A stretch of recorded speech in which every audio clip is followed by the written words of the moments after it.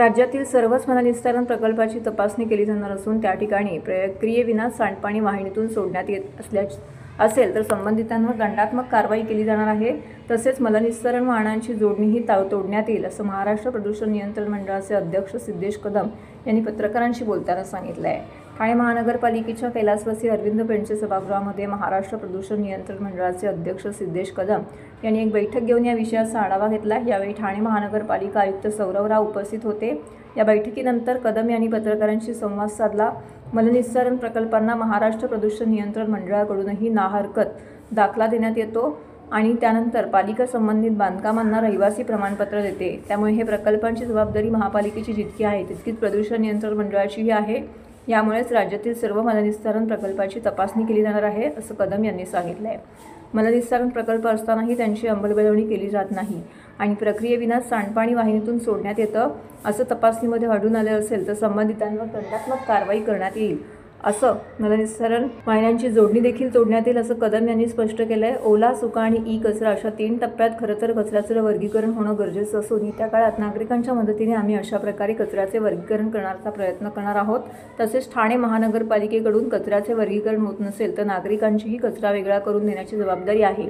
आपल्या घरापासून प्रदूषण कसे कमी होईल यासाठी प्रयत्न केले पाहिजेत असंही त्यांनी सांगितलं आहे। एकल वापराचे प्लास्टिक निर्मितीची ठिकाणं शोधून त्यावर कारवाई करण्यावरती आमचा भर आहे, पण नागरिकांनीही असे प्लास्टिक वापरणं टाळलं तर कायमस्वरूपी बंद होईल असंही ते म्हणाले।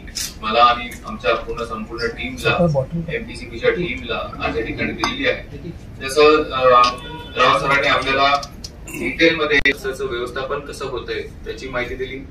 त्याचबरोबर जसं आपण बघतो की आज जसं नागरीकरण होतंय, ज्या पद्धतीने इन्फ्रास्ट्रक्चरचं काम चालू आहे, रिअल इस्टेटचं काम चालू आहे, प्रत्येक घटकाचं काम चालू आहे, त्या अनुषंगाने एअर क्वालिटी संदर्भात आपण काय उपाययोजना केली पाहिजे त्याची सविस्तर माहिती दिली।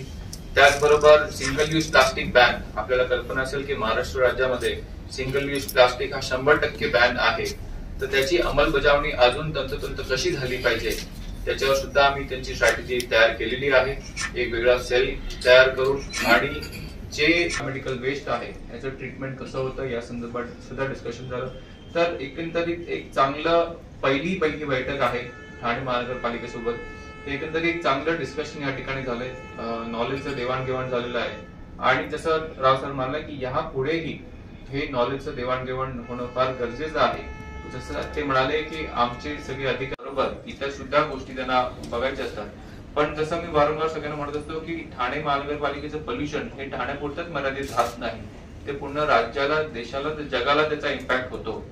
थोडाफार होत का नसेल तर होत होतो इम्पॅक्ट। म्हणून प्रत्येकाने त्यांच्या घराची ही पोल्युशन कशी करतील, देवाणघेवाण करतील आणि त्याच्यातून नक्कीच पुढच्या पिढीला एक चांगलं ठाणे शहर चांगलं आहेच, पण अजून सुजलाम सुफलाम चांगलं हरित शहर हे ठाणेकरांना दिसलं पाहिजे। त्या अनुषंगाने ही वाटचाल आहे।